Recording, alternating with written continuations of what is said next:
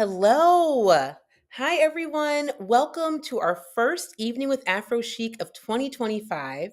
An Evening with AphroChic is an AphroChic TV original series where we host intimate conversations with authors, filmmakers, and creatives from across the African diaspora. The new AphroChic.com is a virtual home for the African diaspora, a place of safety and recognition in a world that offers too few, whether on or offline. An Evening With is our salon space, where we have the conversations that celebrate, uplift, and inspire our community. Tonight, we're actually giving up the mic tonight. We are not going to be the interviewers, but the interviewees. And we're going to actually turn it over to our friend of many years, journalist, editor, music artist, honestly, just a Renaissance woman extraordinaire, Maiysha, as we discuss our newest adventure, AphroChic Home. And we're not going to take up too much time talking about how much we love Maiysha because that could take us all night. But she is one of the most insightful people that we know or have ever known. And we are super excited to have her here with us tonight for a conversation on home, diaspora, memory, and why, with everything that's going on in the world today, a new furniture collection is exactly what we all need. Hey. Maiysha, Hey. we are so excited. So delightful to me. Now, I will admit, I'm probably a little more relaxed than I usually would be during my interviews. So this is a departure for you and for me, but I'm at home with my AphroChic home pieces. So good. I mean, we have been part of each other's lives for such a long time. I feel incredibly blessed that I can say that I witnessed part of the genesis of this brand, and we have watched each other grow over these decades now. And to be here tonight with you, my very close friends who I love so much, and I love what you do, for this newest launch is like super exciting for me because, as a lifestyle editor, interiors have always been my jam. And as just a lifestyle lover, AphroChic is always my jam. I'm sitting here with my AphroChic pillow. You see my AphroChic books. I may or may not be in one of these. I was going to say in the book, in the first book, baby, and remix right there. Still, I would say my favorite It's exciting for me, but I also have to say that, here we are, 18 years after we met. And when this brand was literally just I can't say it was twinkling in your eye, but it was definitely just coming to fruition. Mm-hmm. And I have watched you through so many evolutions, but for those who are not familiar with what AphroChic is or is about or what you're bringing to the marketplace, give us just a little recap on that.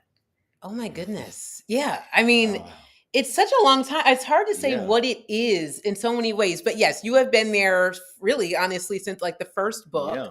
But AphroChic is, I think at this point, it's like this ecosystem and this beautiful world of Blackness and of comfort and of home. And it's a place where our stories are celebrated and told, where when you come in, there are beautiful pieces for your home. There are books that you can read. There is engaging content and aspirational content featuring Black lives and people who are thriving in the most wonderful ways. And in a lot of ways, AphroChic to me is catharsis. It's like this space that when everything gets really crazy, even for us, it's a space that we go back into a lot and are like, how do we, put beauty out into the world in the way that we love to? And that is really through home and design. Yeah, I mean, it is hard, I guess, at this point. AphroChic has been so many different things. I think when we first chose the name, we didn't really imagine how versatile it would need to be and how many different things we would become, because there's so many things that we weren't when we started that we are now. And I think mostly I just think of AphroChic as the boss. Like, AphroChic is in charge. She tells us what to do. She has, taught us, she has led us, she has been told us to get up off our butts and do XYZ thing that we did not know that we could do or how to do it. And we've learned as we've gone. But yeah, it's almost like it's I don't know that we've ever really defined it, that concretely, but it's a lifestyle. It's a perspective on history, on who we are, who we've been, who we can be, always, through that image of home, as that central space that holds our lives together. And so that's how AphroChic has kind of grown from focusing on home to really focusing on all the things that make home. I agree. And I would actually say, just from a personal perspective, that you two were the catalyst for helping me bring an identity to my African American home, right? Like, I was born here in America. I obviously have African identity. I identify as a Black woman, and I always will. And so much of what I grew up with had elements of this or that or the other, like my dad spent time in Africa as an undergrad, my mom, but I think you all inspired me to find myself in the everyday and to incorporate myself, my identity, and now my husband and our identity, into our home, and to really, not in a fetishistic way or a performative way, but in a way that really resonated with us and that really made us feel at home and seen. Home is sanctuary, which I'm a huge believer in.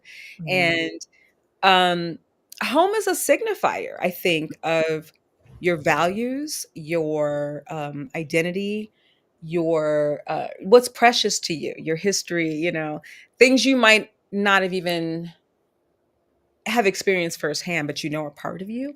And I really, I have to always applaud you two for encouraging so many of us to have that curiosity.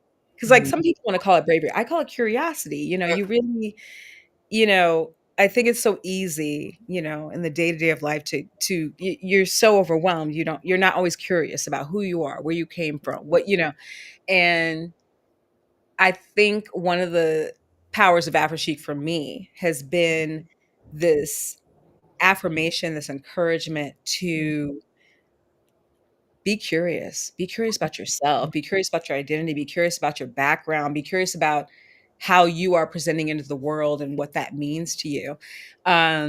And what's so exciting, I think, 18 years in, I can't believe we've known each other for 18 years, but we have. I remember the count. I had not counted, but yes, that makes sense. And I see that. Listen, I hadn't counted until we looked at this collection and we looked at the breadth of AphroChic, and I was like, oh, wow. Wow. Like, they were just launching AphroChic when I met them. Yeah. And here we are 18 years later, which I'm going to say, in and of itself, as a Black-owned, as any business, forget Black-owned business, as any business, 18 years is admirable. It is exciting. We've gone through a lot of extremely dramatic changes in the last 18 years, socially, politically, personally, and to see you all not only survive, but thrive and keep, like, evolving and offering new things is not only inspiring, but it's really, I think, kind of a bellwether for the energy that people are asking for now, in terms of, like, well, what does that look like? And I love the fact that what it looks like here is focusing and celebrating the ingenuity of Black design, Black homesteads, Black families. Like, I've always loved this about you all, but I think right now it's more precious than ever. So, to those of you who are not aware, who are watching us right now, AphroChic is doing something I consider revolutionary and exciting. And I can't wait to, like, get all the things. They're launching a furnishings line. Like, listen, they've had cloths, they've had wallpaper, they've had pillows. We have furniture now, y'all. We have furniture, we have things. Listen, if y'all had been around 3 years ago when I was getting this apartment, it would be all over here, but that's okay. I will move again. But, tell me about why this was the natural next step, how long you've been working on it, and what we can look forward to in this new line, because this is so freaking exciting. I've previewed. It is gorgeous. It is Oh man, I think we're just a little nuts, and I think that's part of it. I love that about you. Because we're thinking like, who is doing this, especially now? I mean, one, like so many things. Thank you for all the wonderful and lovely things you said. Being around 18 years is definitely just crazy as a brand in general. But as a Black-owned brand, it's kind of unheard of, and we have definitely taken that in and been like, all right, we want, because we've been around this long, we need to be more ambitious. We need to push ourselves. And I think that AphroChic home has been an idea we've had for a really long time. We've always wanted to do furniture. We always wanted the beautiful pillows like you have there on your sofa, to have a sofa from AphroChic to sit upon. Yeah. But it always just seemed out of touch. And I think for us, it always seemed out of touch, probably because, we were thinking we were in this like space as a Black-owned brand, like, oh, we can't really do that, or we can't, that's not going to be us, or someone else will do it, or it just, and I think we kind of, weren't allowing ourselves to be as ambitious. But in these last years, seeing what the world has turned into in a lot of ways, and going through our own health issues with COVID and all of those things, we kind of just were like, let's just do it.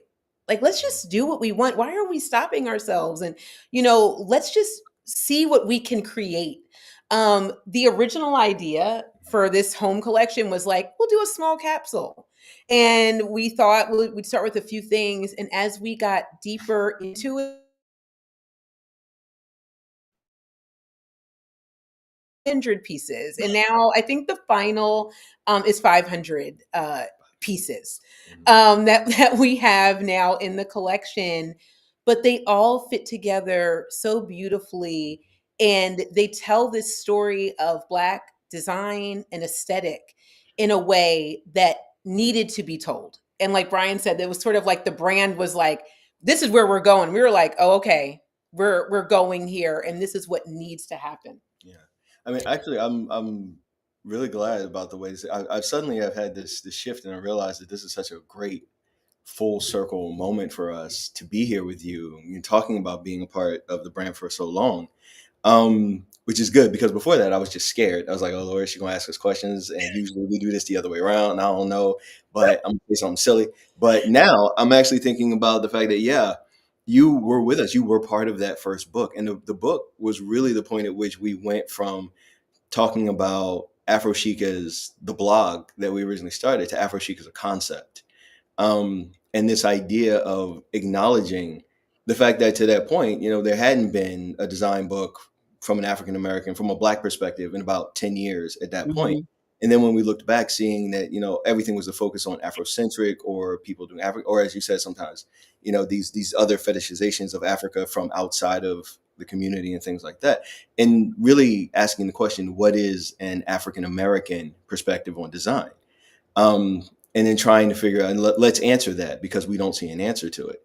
And then Mhm. growing in that to realize, fairly quickly, well, not everything in what might be termed, geographically an African American design is entirely dependent on a historically African American culture, because Blackness is incredibly diverse even within this country. And that's one of the great things about it. So Yeah. whatever we understood it to be had to be something that was open enough, um,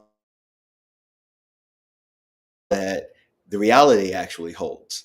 And that's a lot of times our problem with our concepts, with not us in particular, but the way we conceptualize things in general, is the concept is ideal and therefore limited, whereas the reality is far more diverse, and the two don't match. And so we try to edit the reality to fit the concept instead of the other way around.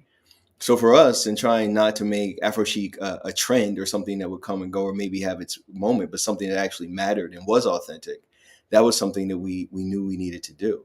And so part of what's pushed us to grow and continue to change, and one of the reasons why we're doing this now, is because we're constantly led by what we feel is the need of the moment. Like, what is it that we really need? What needs to happen at this point, more so than what do we think can sell, or what do we think is the best business move? Maybe that makes us bad business people, but we're always trying to figure out what what do we need? What does the community need? What has to happen right now? And looking at what's been going on with not only yes, talking about being a Black brand or any brand. Every brand has a hard time making it its first couple of years.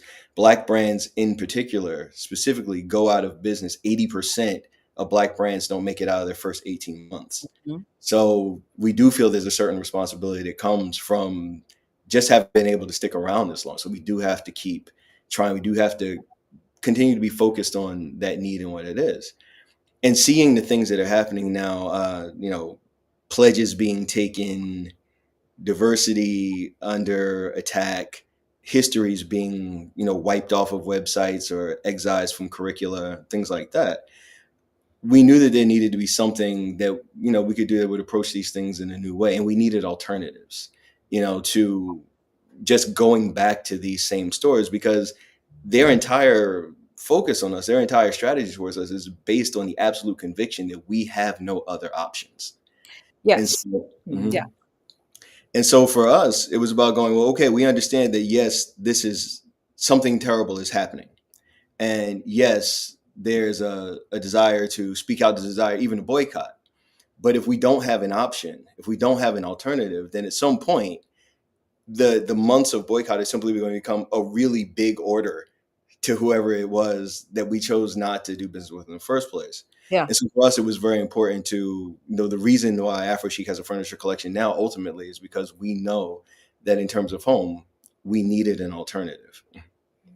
Yeah, like I would say a lot of things in response to that. Not only as a longtime advocate and you know, cheerleader of the brand. I mean, you guys know I've been with you since day one. But I would say especially it's so interesting, what you were saying about like people having an understanding of like options, right? Because we're in this space now where we're staging a lot of boycotts and there haven't been a lot of things that have been presented as like alternatives for those of us who need certain services. And one of the things that I love so much about not only you all launching a line, but the line that you are launching and when you are launching it is a cogent reminder that we are entirely capable and in some ways even supersede what's out there. So having previewed the brand, and I hope everybody previews the brand. You can go to AphroChic.com right now. You can preview it. It's amazing. It's gorgeous. As I said 3 years ago when I was moving this apartment, I wish this line had been in production already, because I would have ordered all the things. It is comparable to anything I've seen at Crate and Barrel, CB2, West End. This is a line that I think hits that wonderfully sweet spot between, I would say mid-level and luxury furniture. It's and I'd say that price point and quality wise, right? These are pieces that are investment pieces that you would have a long time, that you would be proud to have in your home, that like set a tone. And there aren't many people, offering this to us, if any. And I also love the fact that you all chose to do this with a sustainable model, which is, I mean, whether you call it the Telfar model or whoever you want to call it, it's like that kind of model where you're saying, this is what we have for you. If you want it, come in here, order it. We will make it for you. We will send it to you. Like that direct to consumer piece, which I think that, so many of us, we have such a limited scope of options of people who will do that for us. To have you all come out with this piece, with this line, excuse me, that is hundreds and hundreds of pieces, like anything from the accessories you might want on your table to the sofa that you might sit on. Like it's so exciting to me because I've never seen anybody do it this scale, and to have this done by like very close friends of mine whose taste I admire so much, and whose intellect and I think research into this market I value so much, it's a game changer. It's a game changer. I think especially, we saw this moment in 2020 where all of a sudden everybody wanted to buy black. And I remember I remember people in my life, people I respect, maybe some parents being like, it feels different this time. Me being like, does it? But here's the thing, like, what I love is that you all, in the midst of that, in the midst of COVID, health challenges, all these other things that you all face personally, kept going. And now we're in this moment 5 years later where it's like our values are under attack, our identity is under attack, our history is under attack, our creativity is under attack. And you all decide to launch this, which I I love it as a friend. I love it as a consumer. I love it as a lifestyle editor. I love it. Talk to me a little bit about, why now? Like why why, in the midst of everything you guys have gone through in the last 5 years, which is a lot, why you kept going and why this was important to get out.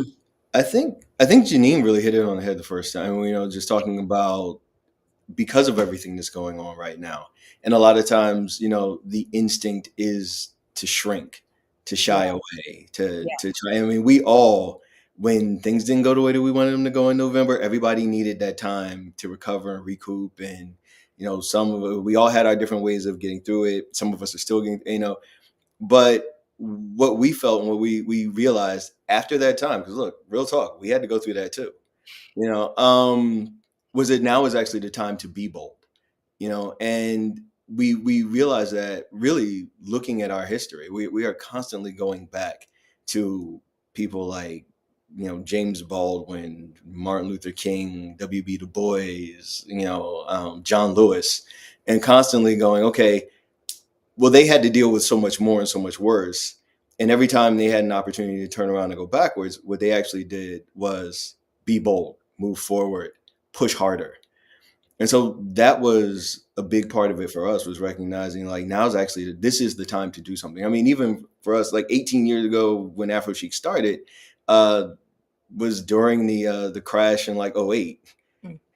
We didn't mean to start during an economic collapse. That wasn't our intention, but they kind of happened on the same week. And so we ended up going like, well, if we can make it through this, then we should be okay. And that's kind of guided our mindset ever since. And, talking about, identity and these ideas, these concepts of who we are being under attack, and learning not to be limited by the idea of who we can be. So, a lot of times we're constantly, fighting against this concept, what we call common knowledge, which is basically just all of the things that without really having to know how or why you know them.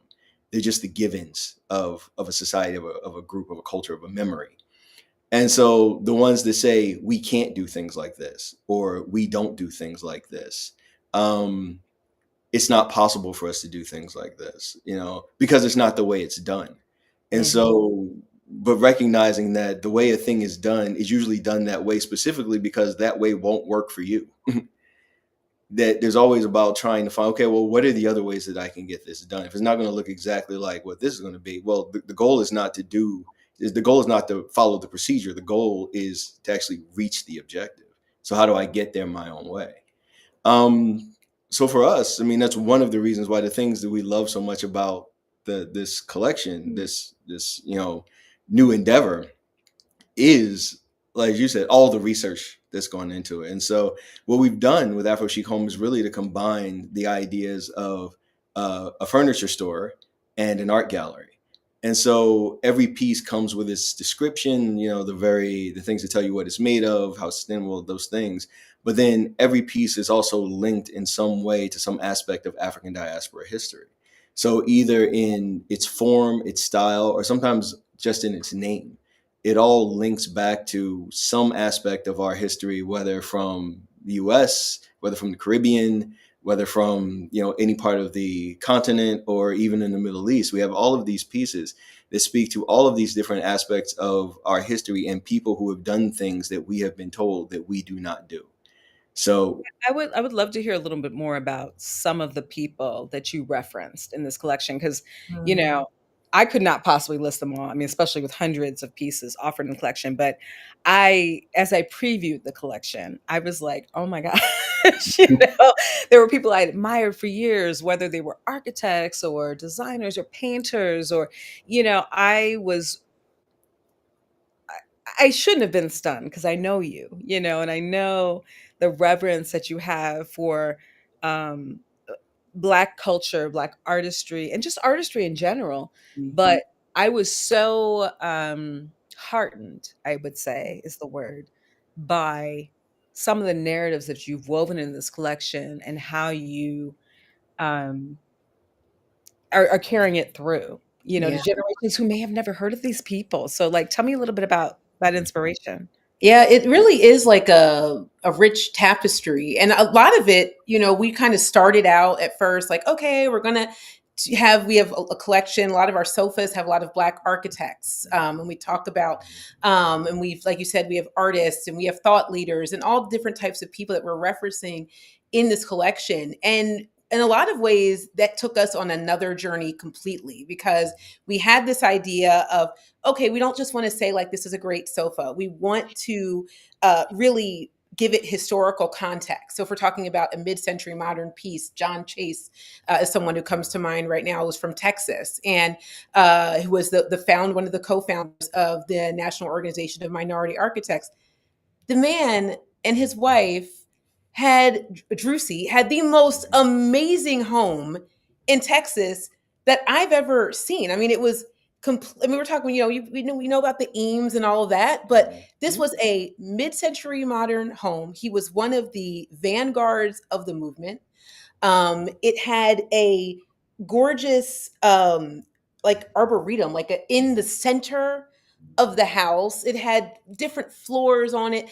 I mean, it was amazing. And it was a home that a lot of, white folks would go by and be like, whose house is that? Or like, can we come and take a tour? And he's like, no, this is actually my like actual home. Like, this isn't something you can do. And so when we started to look at some of the more modern, mid-century modern furnishings that we had curated and put together for the line, we knew we had to name a piece after John Chase, and we had to tell the story of him and his wife as part of mid-century modern style and aesthetic. For us, it was eye-opening because we realized that there is so much we don't know, and that's not necessarily a bad thing. There is way too much like there is so much Black history. Yes. We are never all going to know all of it.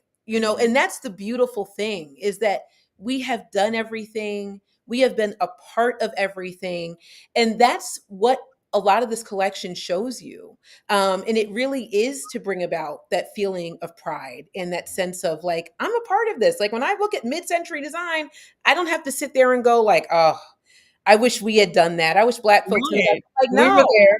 Black people have been there. Like we have been doing it. A lot of us have actually had some of the very first mid-century spaces. Yes. And so those are the kinds of things that you learn as you journey through the collection, and you're finding a great dresser or a beautiful laminate dining table, but you're also discovering a history that you didn't know existed. And a lot of that also, came from our experience with our last book, with AphroChic, celebrating the legacy, that baby number 2, celebrating the legacy of the Black family home. Yes. When we started on the journey of that book, honestly, we were just like, we want to do a coffee table book. We want to have beautiful Black homes, and we want to tell this story of what the journey has been for Black people. Mm-hmm. And when it came out, we thought we'd do a lot of historical conversation, which we had done. But on our tour, when we were talking to young people in particular, they were telling us things that really shocked us, where they were like, I didn't even know Black people had homes like this. And we were like, what do you mean? And they're like, well, yeah, I just haven't seen it. People who are in their 20s. Mm-hmm. And so we really reflected on that and realized like, man, there's work to do. Because we grew up doing that. We grew up with shows and our family's experiences, but it's not being passed down. And so we realized that we needed to have space for those stories, like in the book, but now we needed to have a place with AphroChic Home where people could develop their own stories of home. So Yeah. now you're able to access that furniture, those pieces, the aesthetic, the understanding, the history, and tell your story of home. And that's not something that is not something that's just for white folks. We've always been a part of design in this country, and that's for all of us. Yeah, it's definitely a situation where the collection is very much an extension of the book and of the experience and also of the concept. So much of the book and the way it was constructed was about being able to take history, an important and overlooked, but vital part of our history, and show not only its concrete outcomes but also its human face, because it's very easy for history to become sterile and removed without realizing that, oh, well, now I'm reading this house story and this person, their family was a part of the Great Migration that I just read about in this other piece. And so for us in doing this, it was important to kind of recognize the ways in which everything becomes contested for us, including like just the idea of luxury. If you're going to, as a Black person, live in luxury, when we talk about common knowledge and those tropes, well, the common knowledge basically tells us that there are three types of Black family homes. There's the unfortunate homes, where everybody thinks all Black people live on a set of good times. There's the wealthy homes. Even the most unfortunate Black home. So there's No. that. Then some people will say that, okay, well, Black people live in, the rich Black people, the ones that you've seen shooting a basketball or on a movie screen or something like that, and you feel like they live in these fabulous homes. And then they're the normal Black people who people feel like live in houses that are just like everyone else, quote unquote. And so when that happens, what that does for us to the concept of luxury is to live in something that has, luxury furnishings, luxury pieces, actually really like nice furniture, is to live surrounded by things that you're basically being told are not yours. Now, you might have the masks that are on the wall, or you might have, pieces of art or small things like that, but something like a sofa, something like a dining room table, that basically the idea is that does not connect with you at all. Yeah. And so it was important for us to have to take the pieces in this collection and say, these are things that, and here's how they connect with our history. And connection is a very, very, very big part of what we're talking about. Because just as Jeanine said, John Chase had an amazing house. And part of what made it amazing was that it was built on the first floor around a central open courtyard, which was an idea that was just starting to take hold in mid-century at that point. But he really kind of took it to the next level. However, it was a very old idea in Somali architecture along the east coast of Africa, which was known for its stone buildings, stone houses, particularly its stone houses and these elaborate, amazing carved doors. But every one of them was built around a central courtyard, which was sort of one of the main living spaces of the house. So that connection, is something that it's to our benefit to know about it, to think about it, right? To see that what this person was doing in the U.S. had roots, if not necessarily a direct, descendant, not a direct lineage, but is an idea that was already a part of African culture. It was already a part of this person's past and their genealogy. And so there's a lot of pieces that we have like that. One of the things that we feel like is most important in the collection, in the history that's in the collection, is the opportunity to see connection between the different communities that make up the African diaspora. So we can talk about Meroe, which was a Nubian kingdom and one of the early producers of iron, which is important because a lot of times people go, well, Africans didn't know iron, didn't understand iron, couldn't smith iron, blah, blah, blah, blah, blah. You start to find out that Africa actually had some of the first iron producing civilizations, and in some ways were more sophisticated than some, or at least more versatile than a number of European, foundries at different points in time. Then you go to our flatware collection, and you find pieces like the Devonshire collection, which is very beautiful flatware, but it's actually named for a man named Devonshire, who was one of 76 enslaved Jamaicans who basically revolutionized the process of creating wrought iron. So they would take English iron, which was of terrible quality at that point, even the English couldn't use it. And they found a way to change it, make pull the impurities out of it, and basically make a much higher quality wrought iron. That process was taken by a man named Court and is now mostly known as the Court process. But because of what they did, and because of the expertise that they brought over, of these 76, only a few of them were thought to have actually been born in Jamaica. Most of them actually were direct from the African continent and from different iron producing cultures that had all these different foundries. But because of that, England actually went to being one of the leaders in, iron production for the world. And it was a major pillar of what became the Industrial Revolution. So much so that one of their major ministers said that the process that they got from these Jamaicans made up for losing the 13 colonies in America, economically for them. So, but again, now we're talking about different aspects, different pieces, finding out that, and this is on there too, the oldest iron artifacts in the world are 9 iron beads that were made in Gerza, Egypt. Before iron smelting had even been invented, they were made out of meteoric iron. So they were mining meteors and manipulating the metal. So now you have these different points: North Africa, you have West Africa, now you have, the Caribbean, but all of these things are fitting together. And so they help us to recognize the connections that exist within our own groups, within our own cultures, and within the diaspora as a global community. I mean, it's such an important time also to be recognizing that we're obviously in a moment in American history, not the first, but but a certainly significant one where the contributions of Africans and African Americans are under assault. I mean, they're trying to eradicate these very like this is not hard. This is not controversial. It's not revolutionary. This is just fact, of things that we have, us, our ancestors, our people have contributed to this big experiment that we continue to call America.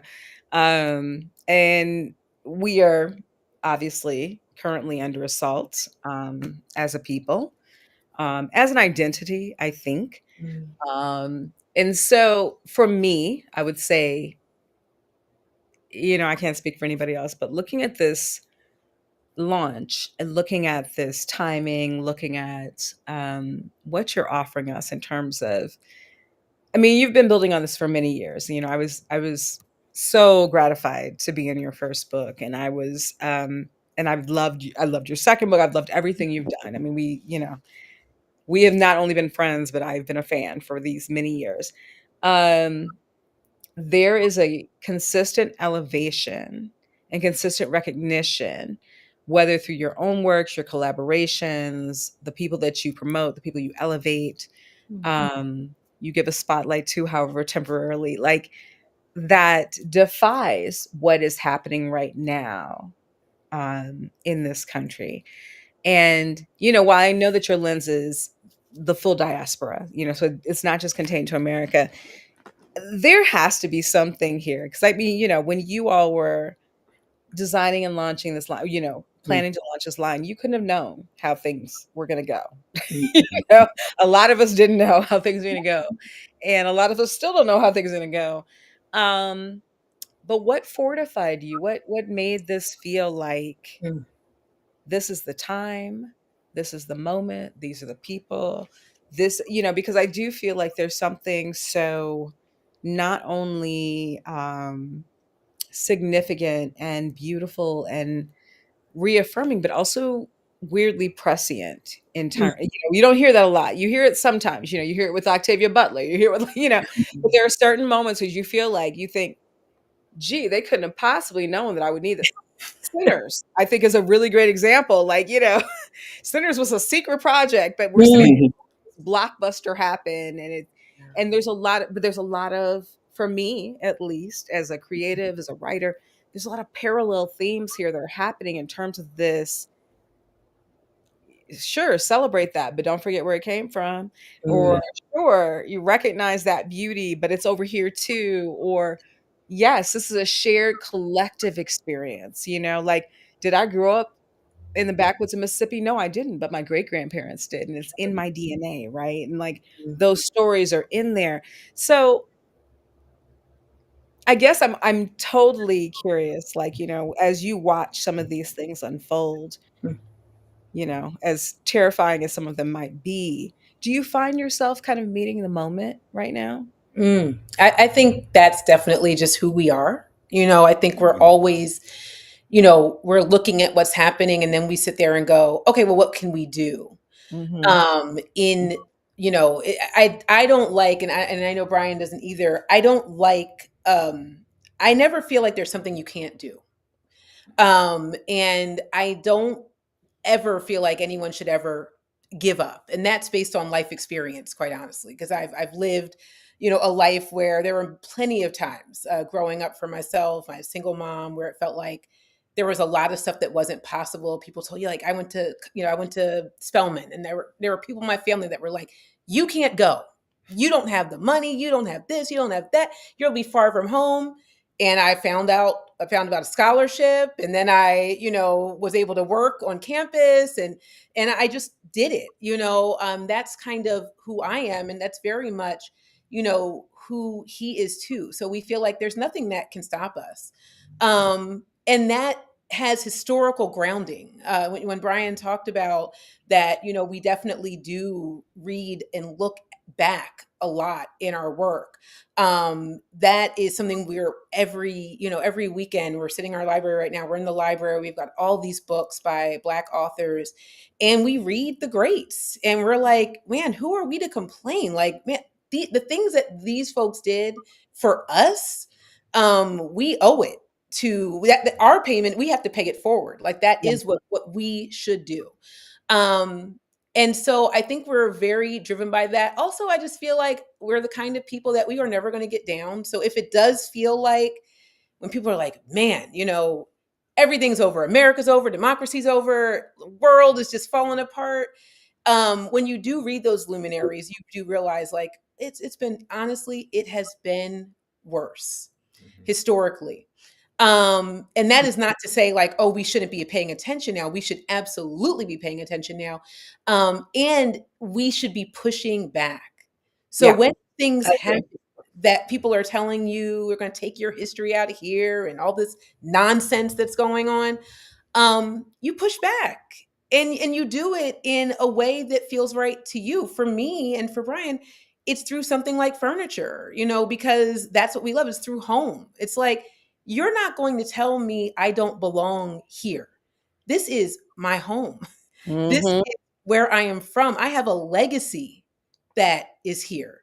And so there was a feeling of activism and pushing back, and being able to develop the collection, because one of the things that happened, what we really uncovered, was like, well, Black folks have done everything. Like we were like, wait a minute, we're reading up on furniture design, and like Bryan said, metalsmithing.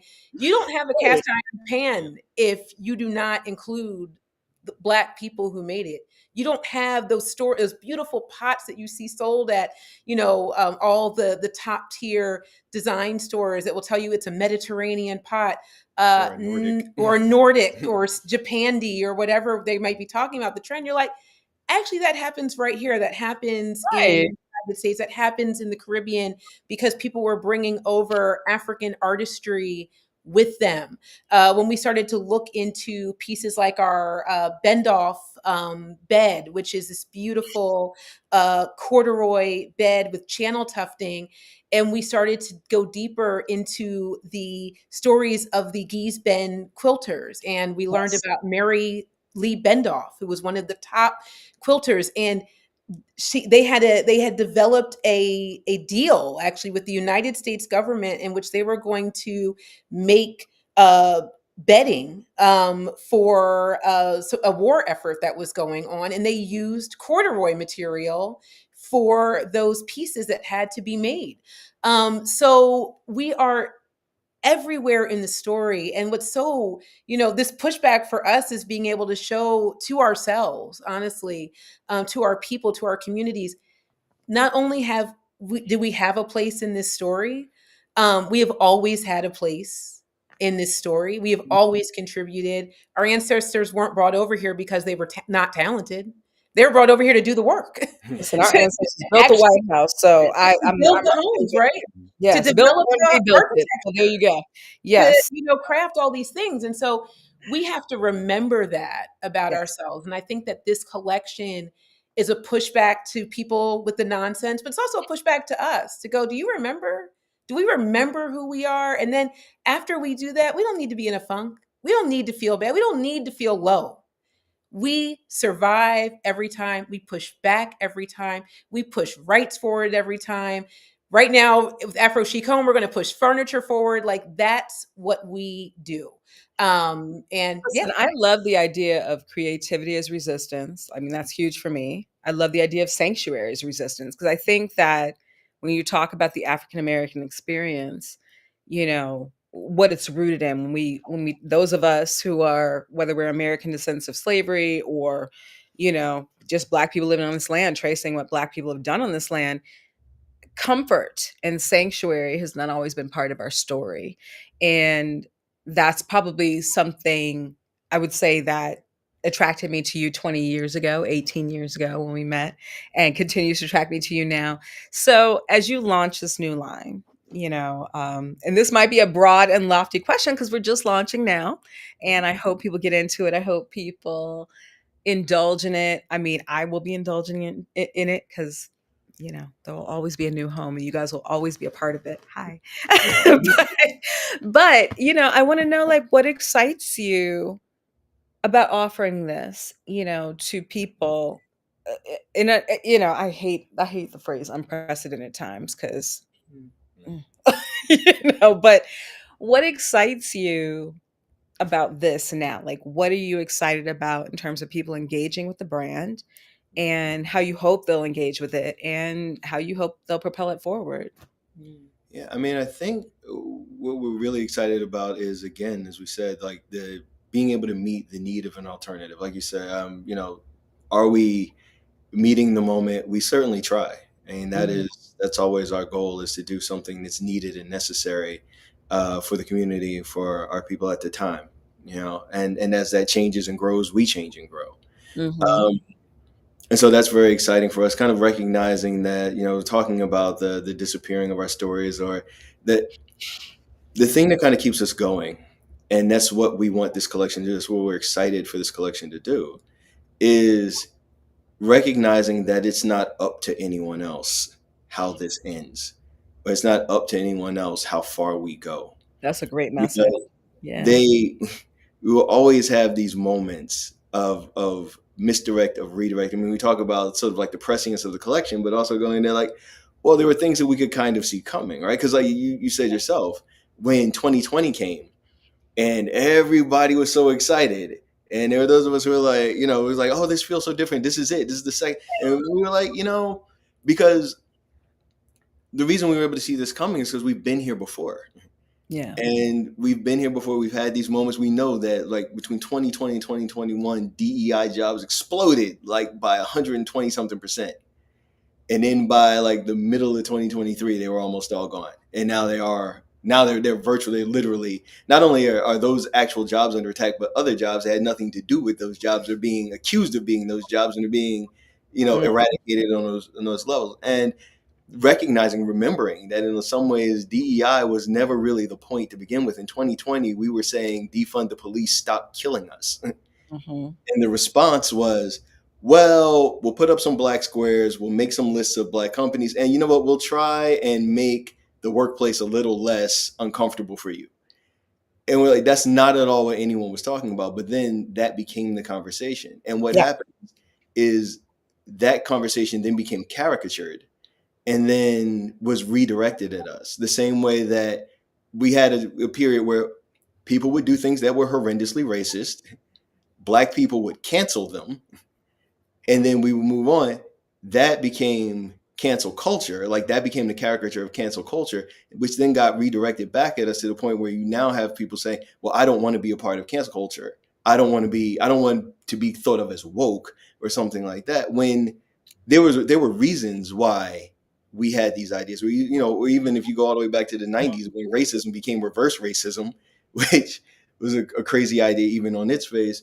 And so on and so on. So we've been here before, and we will continue again and again until we do something different. And that's where we are right now. 2020 happened. We said this is what we need. something else happened. It was completely divorced from that. Something that honestly, its benefits to us are highly questionable on it, anyway. Then this thing gets taken away, and we're all supposed to be crying out in the streets, tearing our hair out, going, "Oh no, they took away DEI," when it was something that was never given in the first place. And honestly, just the idea, the concept of diversity, equity, and inclusion, you don't have to work at diversity. The world is diverse. Right. Is the world diverse in this moment? It's been diverse. We've all been here. Yeah. So you don't have to work to diversify anything. Right. The work goes into exclusion. The work is convincing yourselves and then convincing us, convincing this is not what the world looks like, right? Right. Yes. That design or tables or chairs or art or Jeanine is sort of like has coined this term, Black Impressionism art. It's our whole initial art collection because we looked at gorgeous. Thank you. Because everyone who talks about Black art, the focus is always on figurative drawing, and it honestly should be some amazing Black figurative drawing, but they act as though it's to the exclusion of all else, as if Black people never pay anything else. And so we're able to find these amazing pastoral scenes. We're able to find, things as far back as Henry Ossawa Tanner and things from like contemporary Caribbean artists, but that all exist in conversation with each other that you're not going to find anywhere else. And so that's what we're excited about. We're excited about being able to bring these things together and make the coherent statement of who we are to us.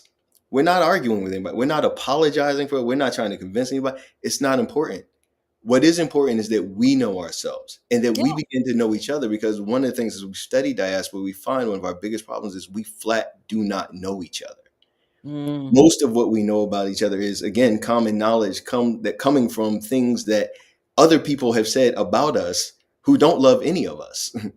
So I've seen, things that we've written and talking about, unprecedented times in America, but anti-Blackness is something that exists around the world. We've done studies on, Latinidad, the Latin American identity matrix, and had seen the scholars who have argued against it saying this is inherently anti-Black.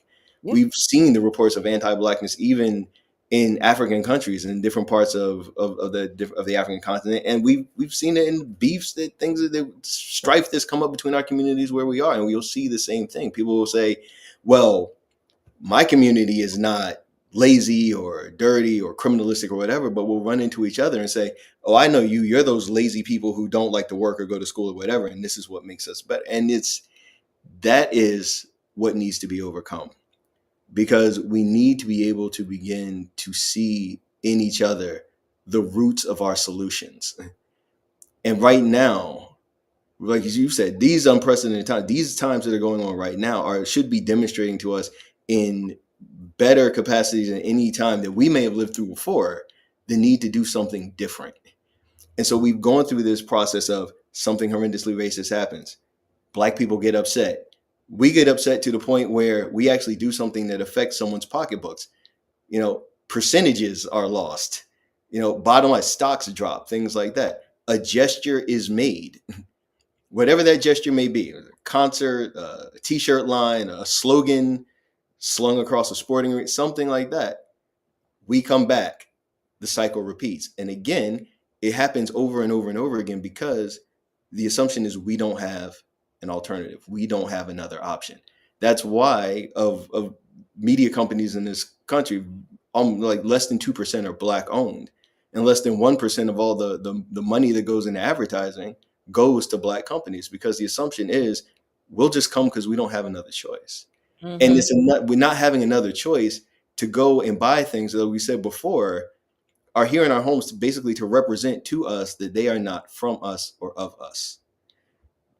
So it's time to do something different. We are excited to offer a new alternative of luxury furnishings that speak directly to our history, our culture, and our connections. Yeah, I'm really excited about just kind of what you were talking about when we started, Maiysha, the curiosity and sense of discovery that people can get when they go into the AphroChic home section of the website and just start finding things that appeal to them and that help them tell their story. I can't wait to start seeing homes with, you know, the wallpaper in it, or we have this gorgeous new bone china collection, our Black Love collection, which I guess I'll say Yes, I did you designed design it. that one. I You don't have designed to that like you one. designed it.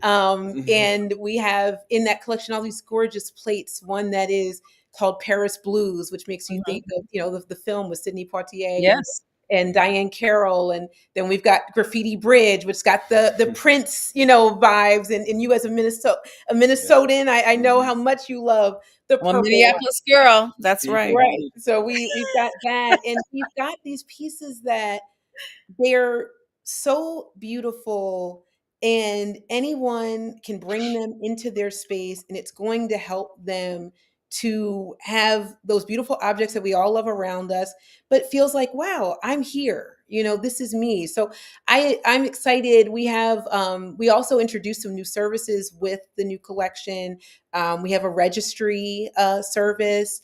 We have design Why didn't you consultation. have the registry last year when I was I getting am it? so sorry. I We did missed you. not have the Come on registry now. I just got married. for you. I really, I'm like, gosh, you would have loved that registry. So yes, Yes. and that was honestly you getting married and actually reflecting on our own wedding. I was like, you know, I didn't. You know, I went to Crate and Barrel. Like we, you know, it was like, all right, and you get the little registry thing, get the little registry gun, and you go around and you Yes. know you pick the You're like, things you want. You know, exactly. You know, you tag all the things you want.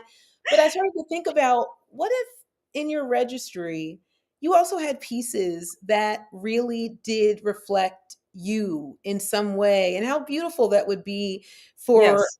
an African American Not just building couple. a home, but building a legacy, like building, Yes, yes, like yes, having something that feels informed by history.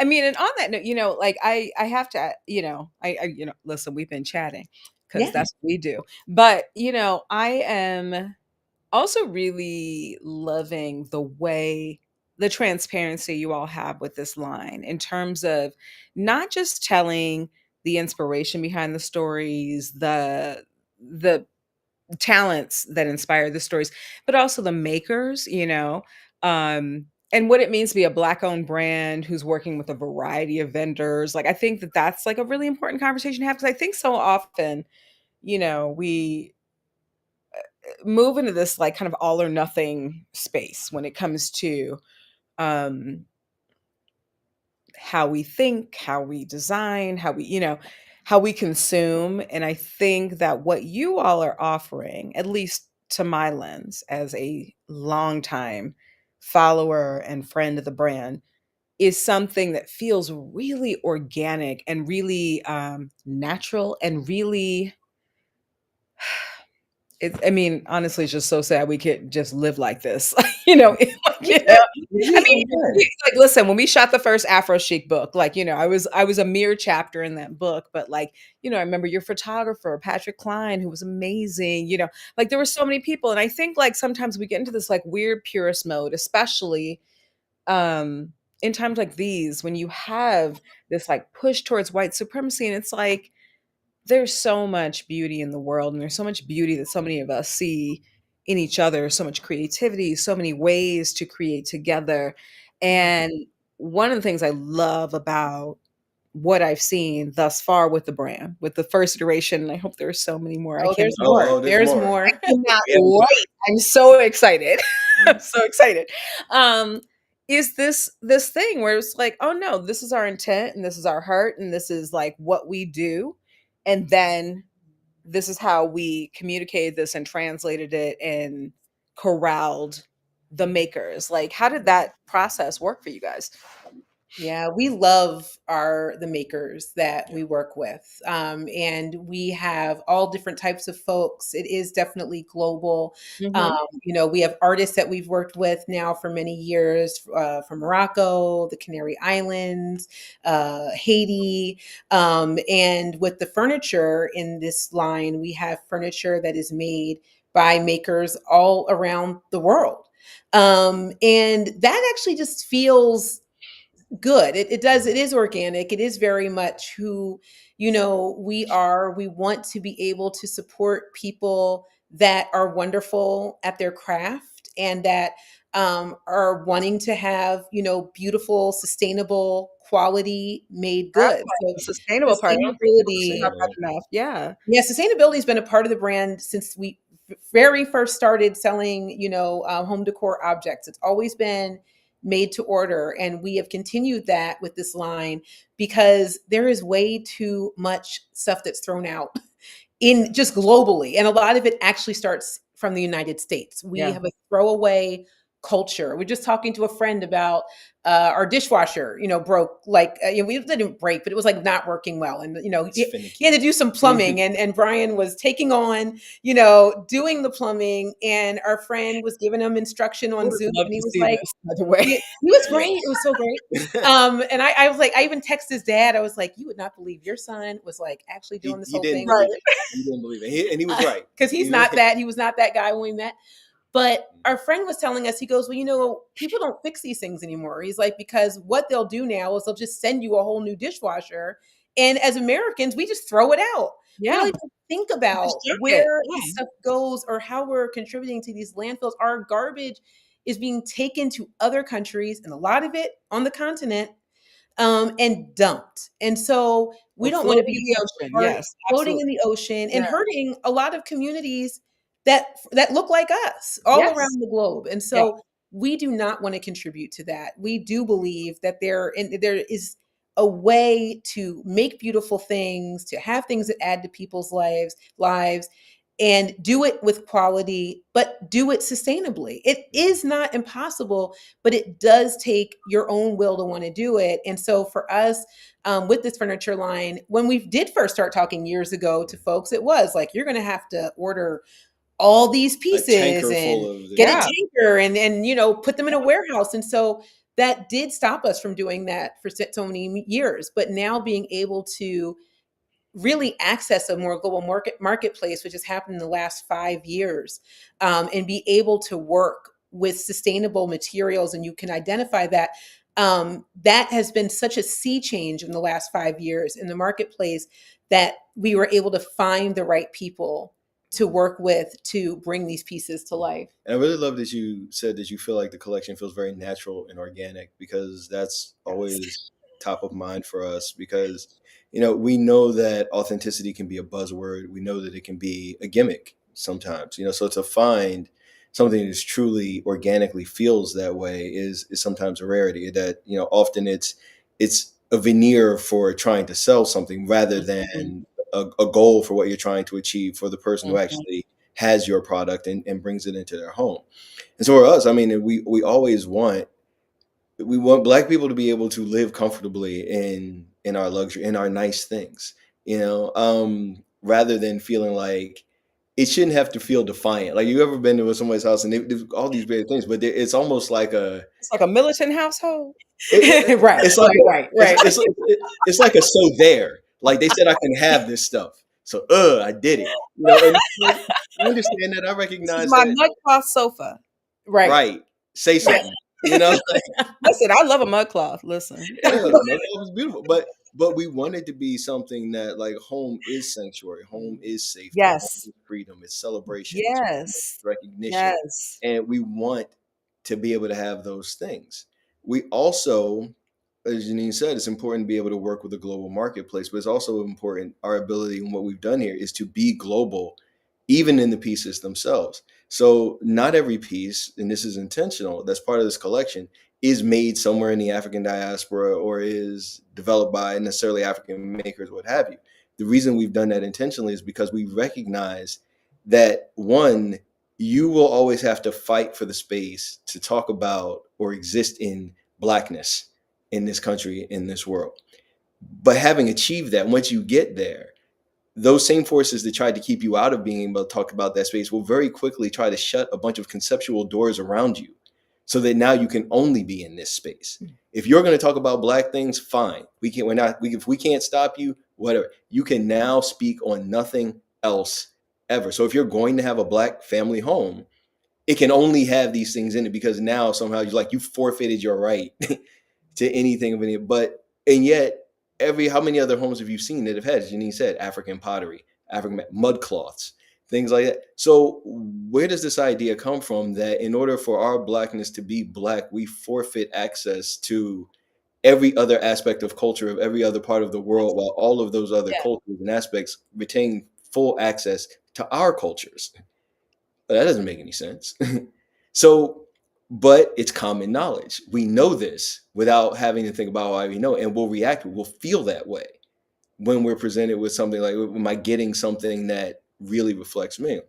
And so I love, I mean, I always got more after researching all this stuff. I got a million stories on all this stuff. But one of the things we love so much about it is that when we talk about things about whether or not luxury has always been a part of our story here, we have part of what we've done here, and we really love what we've done is an outdoor collection. You know, it's up now. It will be growing. There are more things that are going to go into it, but the importance of having the outdoor collection is realizing, as Jeanine found in the research, that the whole concept of a porch actually begins with enslaved Black people and with Africans. So it was part of the architecture that people brought over from Africa. So you have these slave quarters that were built with porches. They eventually became a part of the general architecture of America, but they weren't a part of European architecture, and they weren't a part of early American architecture until that idea became. So every time we have this idea of old people rocking on the porch and all this other stuff, and every time you see that in a commercial, and there's these old white people rocking on the porch playing banjos and all this other stuff, there's a lot of this stuff in there that's taken from our cultures and our stories. And so we talk about that, and that those pieces are not made in Africa, but they do connect to the experience of being on the porch, and they're named for Sag Harbor, and which has its long history of being an African American vacation resort home. And we have other pieces that are actually named for Amasa Lee Meredith, who was an architect who actually created Azarest, which was the first Black vacation resort in the Sag Harbor area. So you have all of these different connections and all these different things and all these different places and these beautiful pieces that you can have in your home and surround yourself with these aspects of your culture and remember these things, so that when somebody tells you Black people can't rest here, or you have to work yourself to death, or you have to beg for my favorite, or you're lucky to have a job at this point, or something like that, you can remember, I can go outside and sit on my I can go outside and sit on my patio furniture and remember that all of this has come and gone before, so, and then just the fun of it, like we wanted it to be fun. And so we have pieces like, so my favorite piece, I love these chairs, but I also love the stories behind them. One is called the U chair. So it has a female sheep, and because it actually kind of looks like a little sheep. EWE, yeah. So it looks like a little sheep. And, in researching about, we found out about these in Senegal. I'm 90% sure it's in Senegal. Somebody forgive me if I have this wrong, but I think it's Senegal. You have sheep shows that are basically like dog shows that we had that, in the US and in Europe. And these sheep are nice. Like these sheep are clean, right? They are statuesque. Like, and they know they look good. And so it's just like, this is this amazing piece of culture that's just fun, and it's something that, and very Black, because I was like, of course, Black folks, we will find a way to stunt, at any time. And I love that there were all these connections that happened for us in researching and really putting the collection together. And the Sagato. Oh, Sagato. Have you ever heard of Sagato? I had not. Yeah, I mean, I gotta say, like, the research behind this collection is one of the things that was so I mean, listen, you guys know me well enough to know I love good design wherever it comes from. Yes. Unless I find out it's like really like fascist or racist. But I mean, I look at this collection, and what's so magical to me these are things I would pick out at any retailer, like any retailer. Yeah. Like, yes, they are so rooted in African and African American tradition and Black style and Black interior design and just Black legacy. And yet I also found myself being like, right, but if I saw this at like I don't know, CB2. You know, CB2 did a whole thing of like Black artisans. I would have bought it. Like I would buy it. I wouldn't buy it because it was Black. It's just dope. It's just great stuff. Like you don't like the history is there if you want it. The history is there. The aesthetics are there too. And I think like that is the thing that excites me so much about this collection. And especially the fact that I look at so much of this collection, I look at the stories behind it, I'm like, let me find out. We've been all over this the whole Yes. Like we've been here the whole time. We've been here. It's just we don't know it. We don't know it. And so that's when it happens. You like start to look at stuff and you're like, you know, we did that. You know, we did that, or we were part of that, and that too. Yes. And when you get that, you know, it helps you that you can bring this thing in and you feel like it's mine. It's a part of me. It's a part of my story. And I can tell you, and when you ask me, I can tell you the story of where this came from. I can tell you what it means, what was behind it. Like all that is so dope to me. Like I think, and we really love the versatility to be able to say that like I'll pick something that maybe its story is from, you know, Somalia, or something that its story is from the Caribbean, or some art pieces that come from different places. Because our styles are so diverse, and this was sort of like the beautiful challenge of the time that we've spent kind of theorizing what African American, you know, Black American design is recognizing that it's so many different styles. There's no like, you know, canon to it, in the sense that it's about the feeling that it evokes more so than the pieces that it uses to do that. And so we knew we had to present something in a furniture and home collection that would actually support that diverse array of aesthetics that were meant to come out of it. So you can pick stuff that's connecting to all different parts of the diaspora to create a home that reflects the journey that is uniquely and specifically yours. I think it's really interesting that you use the word canon, because that's a word I use a lot, whether I'm talking about, you know, books or design or music, et cetera, et cetera. And one of the things I've always loved about AphroChic as a brand, an identity, an ideology, I guess would be the better word, is that it is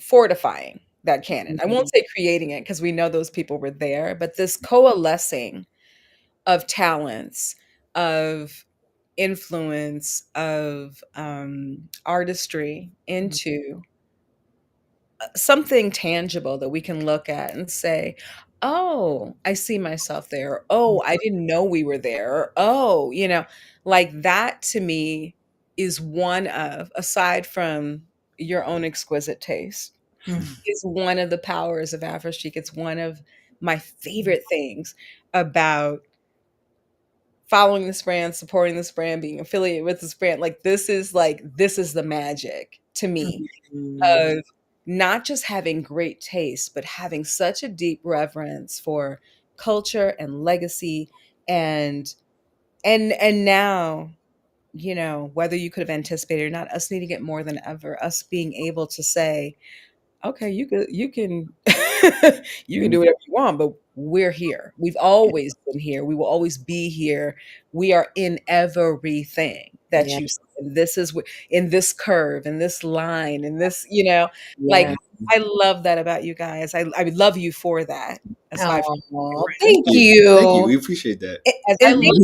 As I look at this latest iteration of what you've done after being on this journey with you for almost 2 decades, it excites me so much, because I think, you know, it's so hard to, as a single person, stand here in the middle of the road and scream, but I matter, and my history matters, and what we have to say matters, and we're a part of everything. And I think what's so gorgeous about what you guys are doing is it's quietly screaming. It's like, sure. Say whatever you want. And that is so powerful, and so it's so affirmative, like reaffirming to me personally, and I'm sure to so many people who are going to engage with this. And I hope that so many people are going to engage with this, because this line is freaking gorgeous. Look through the lookbook, get into it, read the stories. Like this is like she is that girl. I love that. I love it. I love it. I am so glad that we love you, and we are so glad. I mean, it's crazy, like you said, 18 years that we have known each other, been friends, and then because I'm like, how old are we? Like, how okay, across states and ages and decades, right? Like, We've gone through, and so, but one of the things I love the joy that you're having and experiencing it, and that actually is what pushes us. You know, I mean, that's really, it's like, I think that we have now started to understand our purpose, and that this is our purpose. And I mean, when we even when we were doing the last book, I think that we were kind of like I said, I was just, I'll do stuff because I want it.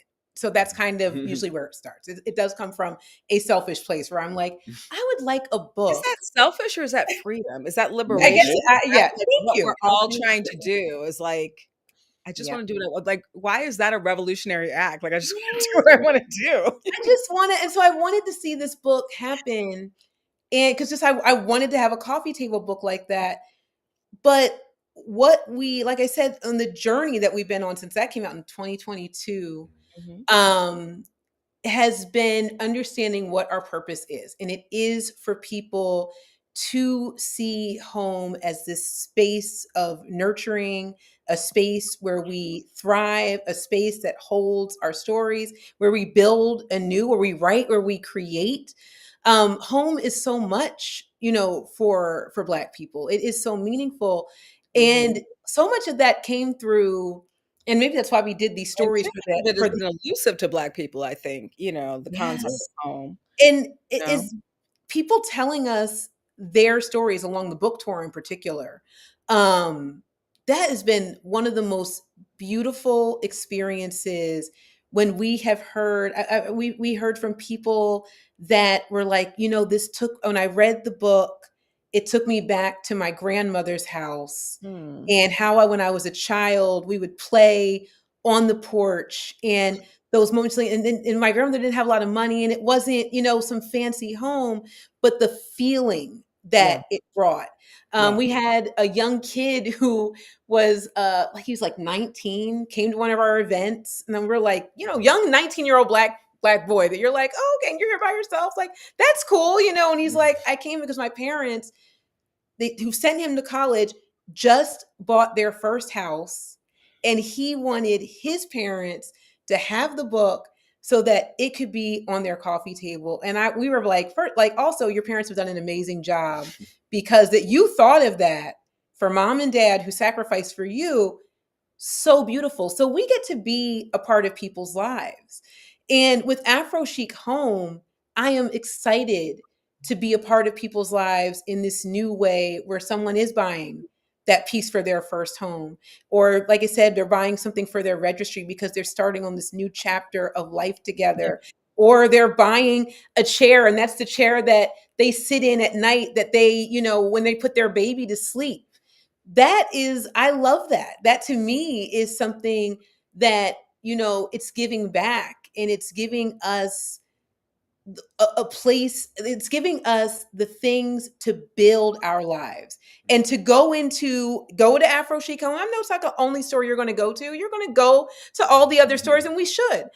But when you go to AphroChic Home, you know that here you're loved.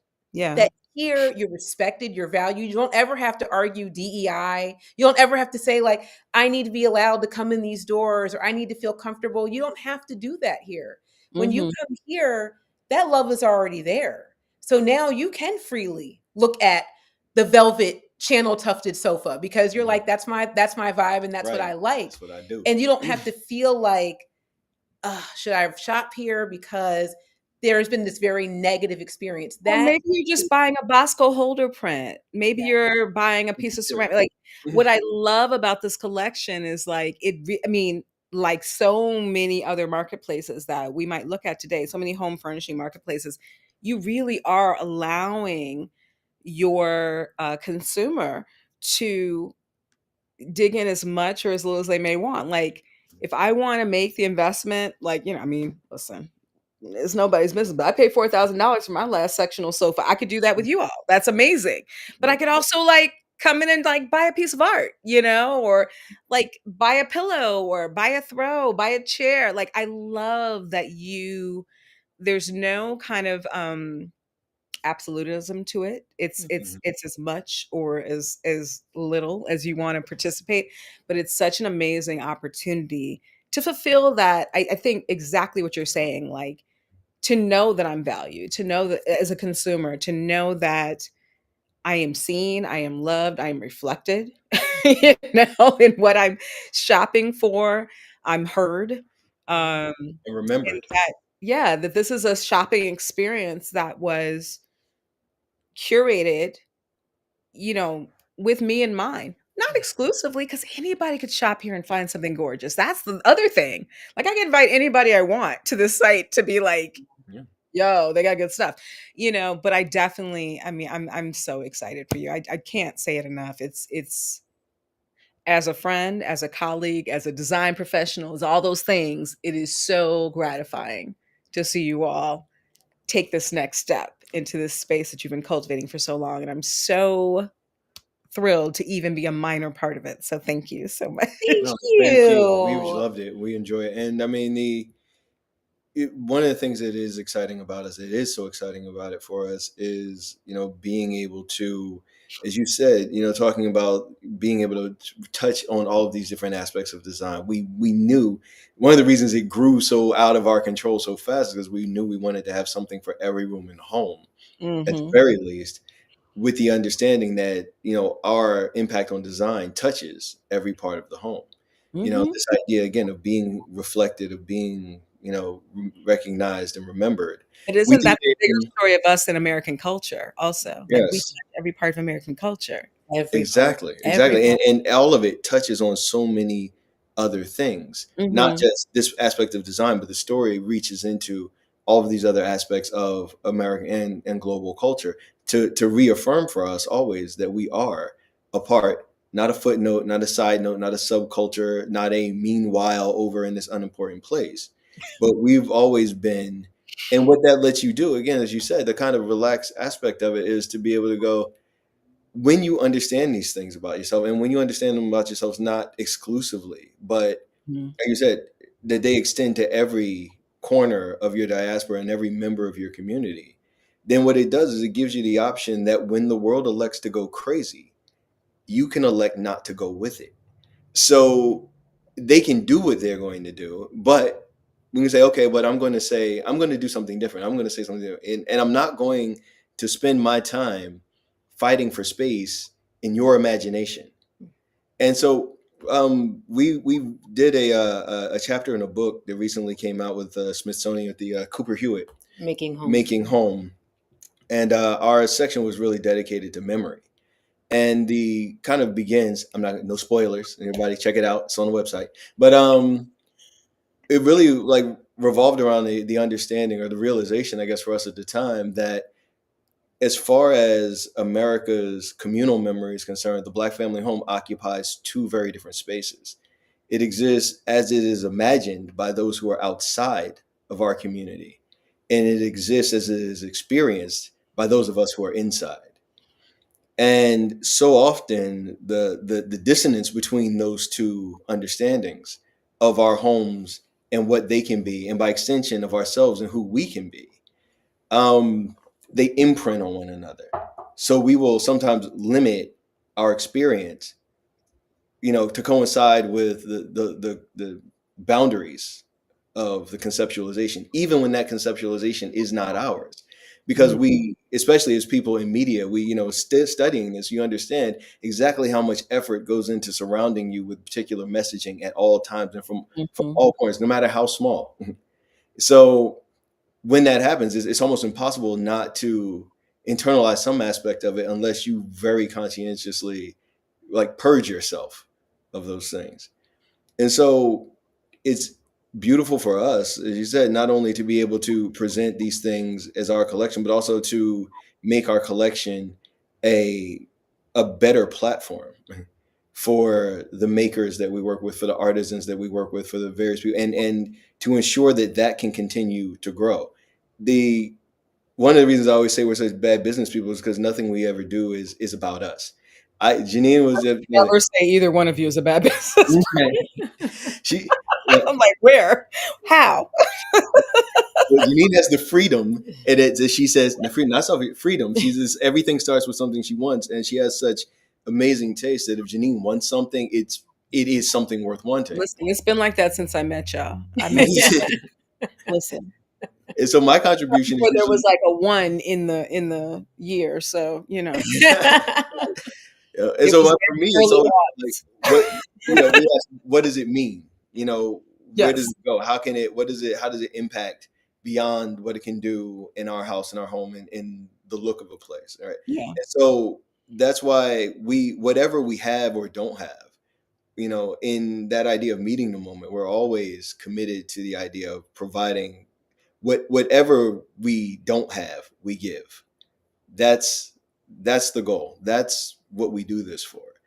And so we want this to become and to continue to be a platform for artisans and designers and makers from various parts of the diaspora to be able to come together to have those conversations, to see and recognize and remember each other, to make those, to basically come to know each other in all the ways that we don't right now, and to become a conduit for doing that on a larger scale outside of just design, but still always very much rooted in that concept of home. Because when we talk about these two aspects of memory for the Black family home, the question ultimately, and it's important because this is the question that is being posed and is being argued over right now: who has the right to be at home in this country first? And where in the world do Black people have the right to be at home in general?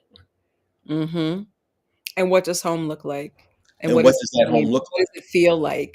One of the things I have always, and for those viewing, I realize this is a little outside the scope, but one of the things I've always loved about you two as a couple, Bryan, I've always loved the way that you made space for Jeanine's vision.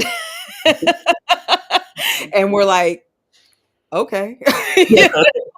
And went with it. And Jeanine, I have always loved the way that your vision has been bigger than things that most of us imagine for ourselves. I love that. I love that. I love that about you. I love that about AphroChic. I love that about you all as a couple. I love that about what you've created together, whether it's these 2 books or, your collaborations with HGTV or any number of other vendors, or what you're doing now or what's next to come. It's like I went to see Sinners this week, and I tell me any spoilers because I want to see it. I won't. I walked away. This is all I'm gonna say. Yes. I walked away and I thought to myself, God, how much does he love us? And I will say, I walk away every time that I talk with the 2 of you, I walk away with that exact same feeling, like, God, how much do you love us? You love us. And you remind us to love us too. Yeah. And that is especially now, for those of us who need reminders. Not all of us do, but for those of us who do, it is a cogent reminder that we are so lovable. We bring so much. We bring so much, not just to our own culture, but to culture in general, that none of this exists without us. And I am so grateful, not just to know you and to be friends with you and to love you and to be loved in return, but also to have witnessed like what you all have done over these past 18 years and to be so excited for what's next. You've sustained, you've gone through some, listen, the whole world has gone through so many things, but what you've done as a team, as partners, and definitely as a brand is so inspiring and so exciting. And as we look at this next phase of AphroChic, I want people to be as excited as I am, because it's beautiful. It's gorgeous. It's just gorgeous. I'm so excited. And thank you so much.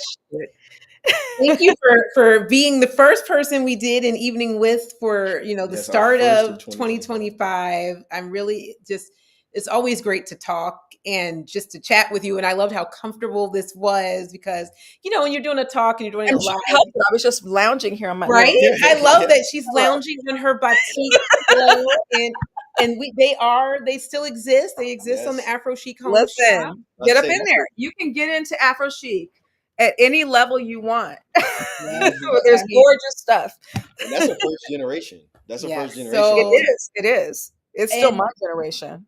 Yes. And thank you so much for honestly just for seeing like all that, we're doing and working on. And yeah, there is so much more to come. I mean, I can say, he is an awesome husband and he is so encouraging.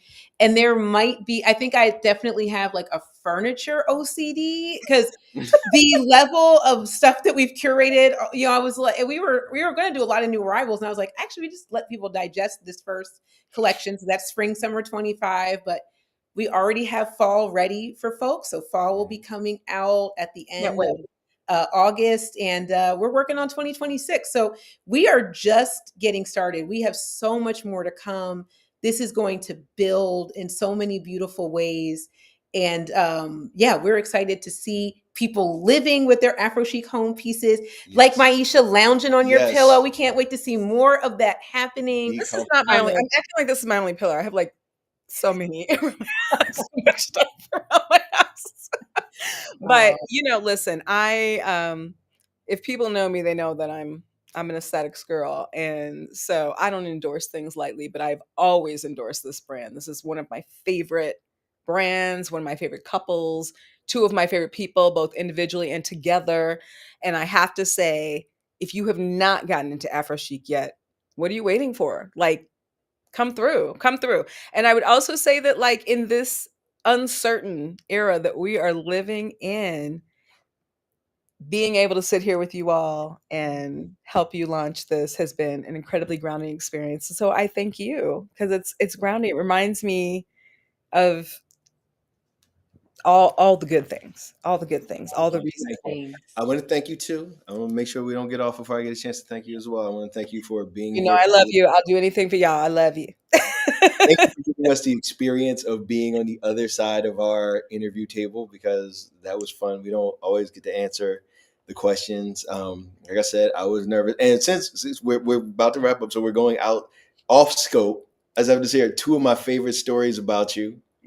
Two of my absolute, and because you were not a mere chapter in the first book. You were one of my favorite pieces, one of my favorite house tours to write, but also you may have been my favorite moment of the entire the whole shooting process because there's this one picture in the book of you standing against your bookshelf.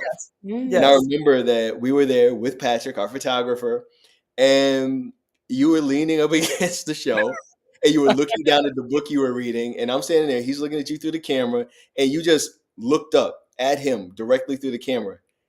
This British man turned the brightest shade of red I've ever seen. Maiysha, I swear to you, I saw his knees. Listen, Patrick was a cutie. I don't know why we playing. The funny thing is, so you look at him, he turns bright red. He looks at me. I'm like, she does that. And he was like, listen, I'm a married lady now. I don't look at people like that anymore. I know, but you have such a but it was just all of the modeling experience. It was the perfect stance, the clothes, the look. And secondly, and I hope I don't get in trouble for this, but I had to say this because it was the reason I was scared tonight was I think when we first met, maybe like either the first or the second time we met, it was right after I think I had heard your album. And you are one of my favorite. You are on our you are on multiple playlists. Thank you. It's another lifetime ago now, but thank you. I remember the first time I really kind of got to talk to you, like really kind of met you in a setting, and you didn't know me, you had no idea, but I was just like, I said, hey, I heard your album is really amazing and all this other stuff, and I said, you ask some really great questions in your music, like trying to start a conversation with these questions, and it was like, oh, what were you thinking? I was like, you were just like, yeah, I know. and just and like rolled. I was just standing there, mouth open, like, but I'm gonna apologize for that because I'm gonna guess that I probably answered that way because I'm still trying to figure out the answers. So there you go. There you go. I don't You have no, such a beautiful more philosophical spirit and the music too. So look, I was going to say, I thought you were going to say this, but I was going to say, so like, this is not the end because we have a plan in our minds. There has to be a Maiysha, just a sort of just sound session, just bringing out whatever you want. Allowed to do that. What you need me to do, an AphroChic tiny desk? What are you saying? Yes, because you remember we did that. So people are going to, we had events years ago, y'all. We had an event in Brooklyn. We did. Maiysha was a launch event and Maiysha sang. And probably one of the only things about that night was a major disappointment was that we never recorded it. We didn't record it. I had it in my mind and I was like, you know what, just sit and enjoy the moment. Which we did, mentally recorded it. It was beautiful. Yes. But you as third of my many favorite. You as a musician, we're going to spread love on you now, but you as a musician and your music and your writing and everything that you do is so beautiful. And that is needed in this moment. So we'll be back. Okay. Because people need the music, people need the songs, people need the soul. And that's what you bring all the time. So thank you for tonight and this soulful conversation. An AphroChic article, an AphroChic magazine. I might show up on an AphroChic playlist. You never know. But I will always be a friend of AphroChic. So there you go. Yes. Thank you so much. Thank you. So we'll say good night to everyone. Good night, y'all. Thank you all for coming and hanging out with us. And head over to AphroChic.com to check out the AphroChic home collection. It's stunning. Get into it. It's gorgeous. You're going to find something we know that's going to be a beautiful part of your home story. Good night. Good night.